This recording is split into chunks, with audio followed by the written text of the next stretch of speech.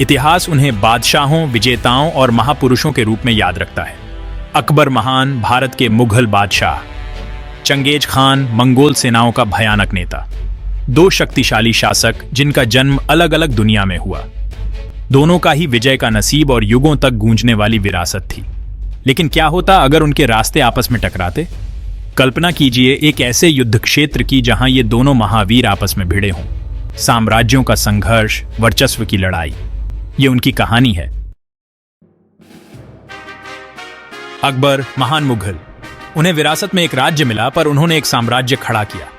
उनका शासन ज्ञान का प्रकाश स्तंभ, कला, संस्कृति और सहिष्णुता का स्वर्णिम युग। वह अपनी बुद्धिमानी और न्यायप्रिय शासन के लिए जाने जाते थे।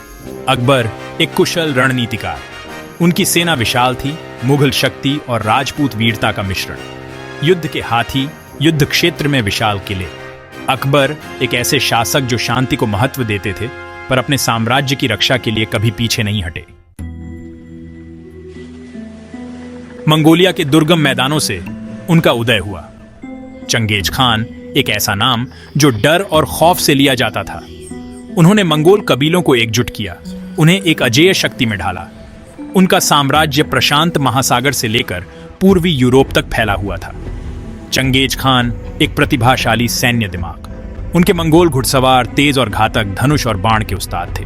वे उस तूफान की तरह थे जिसने महाद्वीपों को अपने आगोश में ले लिया, अपने पीछे जीते हुए राष्ट्रों का निशान छोड़ते हुए। इतिहास बताता है कि उनके रास्ते कभी नहीं मिले। लेकिन क्या होता अगर किस्मत ने दखल दिया होता? एक ऐसी दुनिया की कल्पना कीजिए जहां मुगल साम्राज्य उत्तर की ओर फैला और बढ़ते हुए मंगोल साम्राज्य से टकराया। एक असंभव मुलाकात, मंच तैयार है। दो बादशाह, दो साम्राज्य टकराव के रास्ते पर। सभ्यताओं का संघर्ष, युगों की लड़ाई, अकबर और चंगेज खान आमने सामने। भाग 5, युद्ध के ढोल, the armies assemble, Mughal elephants versus Mongol cavalry. एक विशाल मैदान पर सूरज उगता है, हवा में तनाव का माहौल है। दो सेनाएं तैयार खड़ी हैं, रंगों और संस्कृतियों का एक बहुरूप दर्शक। एक तरफ मुगल सेना, चमकते हुए कवच और गरजते हुए युद्ध के ढोलों का संगम। दूसरी तरफ मंगोल सेना, घोड़ों और सवारों का एक समुद्र, उनके झंडे हवा में लहराते हुए। हवा में घोड़ों, हाथियों और प्रत्याशा की गंध है। युद्ध के ढोल तेज होते हैं। भाग 6, महायुद्ध, the battle begins, a storm of steel and fury. दोनों सेनाओं के टकराते ही एक गर्जना होती है। मुगल और मंगोल सेनाएं अपनी अपनी अनूठी रणनीतियों और हथियारों के साथ एक हिंसक टक्कर में भिड़ती हैं। धातु पर धातु की आवाज, योद्धाओं की चीखें और खुरों की गड़गड़ाहट मिलकर अराजकता का एक संगीत पैदा करती है। जमीन दौड़ते हुए घोड़ों और विशाल हाथियों के भार तले कांपती है। कवच से सजे ये वेलिचेस्टवेनी जानवर आगे की ओर धावा बोलते हैं। उनके सवार घातक इरादे से हथियार लहराते हैं। इन प्राणियों की असीम शक्ति और गति युद्ध क्षेत्र में एक भयानक आयाम जोड़ते हैं। मुगल तीर आसमान को ढक देते हैं और मंगोल तीरों की बौछार से उनकी टक्कर होती है। हवा में तीरों की सीटी गूंज रही है, हर एक मौत का संभावित अग्रदूत। दोनों तरफ के धनुर्धर एक के बाद एक वार करते हैं। उनके चेहरे दृढ़ संकल्प से सजे हुए हैं। हवा में खून और बारूद की गंध है। तलवारें ढालों से टकराती हैं। आदमी चीखते हैं और गिरते हैं। युद्ध के मैदान में गिरे हुए लोगों और जानवरों के शव बिखरे पड़े हैं। स्टील की टक्कर और घायलों की चीखें इस नरसंहार का एक भयानक साउंड ट्रैक बनाती हैं। युद्ध उग्र है, मौत का एक अराजक नृत्य। योद्धा घातक कौशल के साथ आगे बढ़ते हैं। उनके हरकतें कौशल और हताशा का मिश्रण है। तलवार का हर वार, भाले का हर प्रहार अस्तित्व की लड़ाई है। युद्ध क्षेत्र हिंसा का एक ऐसा भंवर है जहां केवल सबसे मजबूत और सबसे भाग्यशाली ही जीवित बचेंगे। अपने युद्ध हाथी के ऊपर अकबर तूफान के बीच शांति का प्रतीक। उनकी उपस्थिति उनके सैनिकों को प्रेरित करती है, उन्हें लड़ते रहने का साहस देती है। अपने सुविधाजनक स्थान से वह युद्ध क्षेत्र का सर्वेक्षण करते हैं। उनका दिमाग युद्ध रणनीतियों और आदेशों से भरा हुआ है। उनका नेतृत्व अराजकता में एक मार्गदर्शक प्रकाश है। चंगेज खान रोष का बवंडर अपने आदमियों को आगे बढ़ने के लिए उकसाता है। उनकी आवाज एक शक्तिशाली गर्जना, युद्ध के शोर को चीरती हुई। वह प्रकृति की शक्ति है जो अपने योद्धाओं को एक अदम्य इच्छा शक्ति के साथ आगे बढ़ाते हैं। युद्ध के मैदान में उनकी उपस्थिति एक रैली का नारा और उनके दुश्मनों के लिए दहशत दोनों है। इन दोनों दिग्गजों अकबर और चंगेज खान का संघर्ष एक ऐसे महाकाव्य टकराव का मंच तैयार करता है जिसे सदियों तक याद रखा जाएगा। भाग 7। अकबर की रणनीति, Mughal might and tactical brilliance elephants as war machines. Akbar एक महान रणनीतिकार अपने युद्ध हाथियों के आतंक को मुक्त करते हैं। कवच और नुकीले हथियारों से लैस ये दैत्याकार हाथी मंगोल सेना में घुस जाते हैं, घुड़सवारों को तितर बितर कर देते हैं और हड्डियों को कुचल देते हैं। मुगल तोपें दहाड़ती हैं, मंगोल पंक्तियों में छेद कर देती हैं।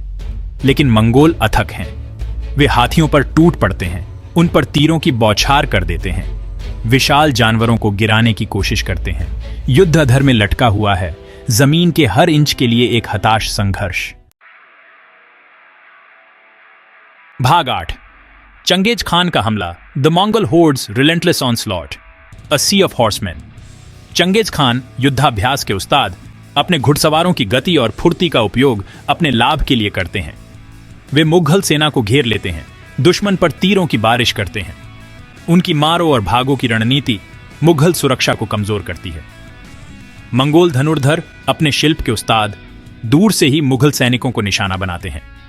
उनके तीर घातक हैं, कवच और मांस को आसानी से चीरते हुए। फिर भी मुगल सेना अपने अनुशासन और साहस के कारण डटी रहती है। भाग 9। युगों की लड़ाई, courage, cunning and carnage, the tide turns. युद्ध घंटों तक चलता है, सूरज डूबने लगता है, युद्ध के मैदान पर लंबी परछाई पड़ने लगती हैं। हवा में बारूद के धुएं और मौत की दुर्गंध है।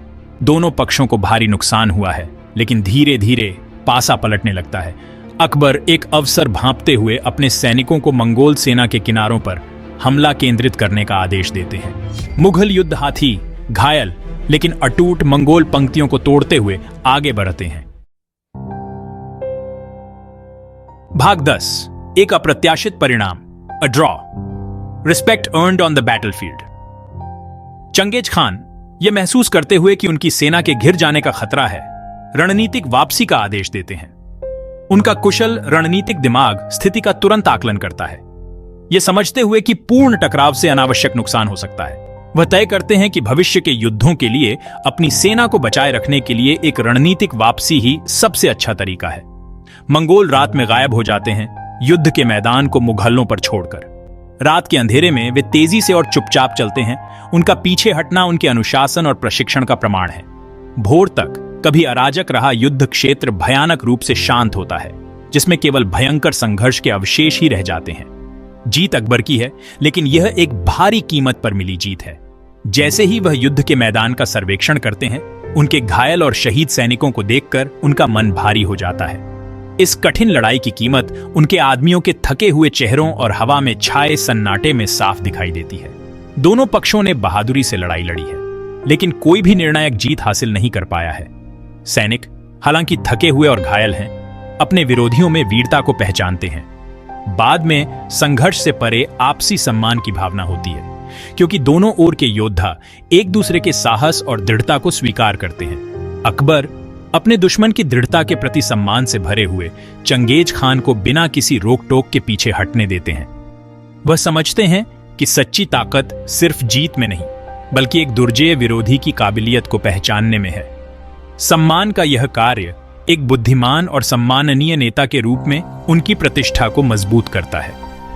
दो बादशाह इस महाकाव्य संघर्ष से हमेशा के लिए जुड़े हुए एक दूसरे का सम्मान अर्जित कर चुके हैं। उनकी मुलाकात हालांकि एक स्पष्ट विजेता के रूप में परिणत नहीं हुई, लेकिन आपसी प्रशंसा के बंधन को मजबूत किया है। दोनों नेताओं के बीच यह प्रतीकात्मक हाथ मिलाना न केवल एक युद्ध के अंत का प्रतिनिधित्व करता है, बल्कि सम्मान और सम्मान की विरासत की शुरुआत का प्रतीक है, जिसे युगों तक याद रखा जाएगा। भाग 11। इतिहास की गूंज, what if, a legacy of leadership and warfare. एक ऐसी दुनिया की कल्पना कीजिए जहां इतिहास के दो सबसे दुर्जय नेता अकबर और चंगेज खान युद्ध के मैदान में एक दूसरे के सामने थे। यह महायुद्ध, हालांकि ऐसा कभी नहीं हुआ, कल्पना को जगाता है और हमें संभावनाओं पर विचार करने के लिए आमंत्रित करता है। अकबर, जो अपनी बुद्धिमानी और दूरदर्शिता के लिए जाने जाते थे, एक ऐसे शासक थे जिन्होंने कूटनीति, संस्कृति और नवाचार के माध्यम से अपने साम्राज्य को एकजुट करने की कोशिश की। उनका शासनकाल सैन्य कौशल और शांति एवं समृद्धि के प्रति गहरी प्रतिबद्धता के मिश्रण से चिह्नित था। उन्होंने गठबंधन बनाए, धार्मिक सहिष्णुता को बढ़ावा दिया और स्थापत्य चमत्कारों की विरासत छोड़ी। दूसरी ओर चंगेज खान प्रकृति की शक्ति थे, एक विजेता जिनका नाम आज भी विस्मय और भय पैदा करता है। उनका साम्राज्य इतिहास का सबसे बड़ा सन्निहित साम्राज्य अथक युद्ध और रणनीतिक प्रतिभा के माध्यम से बनाया गया था। वह मनोवैज्ञानिक युद्ध के उस्ताद थे, अपने दुश्मनों को अपने वश में करने के लिए भय और डराने धमकाने का इस्तेमाल करते थे। अकबर और चंगेज खान के बीच काल्पनिक लड़ाई सिर्फ एक कल्पना से कहीं अधिक है। यह नेतृत्व की विपरीत शैलियों और सत्ता के विभिन्न रास्तों का प्रतिबिंब है। अकबर का दृष्टिकोण समावेश और एकीकरण का था, जबकि चंगेज खान का प्रभुत्व और नियंत्रण का था। यह काल्पनिक मुठभेड़ नेतृत्व की जटिलताओं और युद्ध के प्रभाव की याद दिलाता है। यह हमें उन गुणों के बारे में सोचने के लिए चुनौती देता है जो एक महान नेता बनाते हैं, और उनके कार्यों के परिणामों के बारे में। अकबर और चंगेज खान की विरासत आज भी हमारी दुनिया को प्रभावित करती है, जो हमें इतिहास की स्थायी शक्ति और आज के लिए उसके सबक की याद दिलाती है।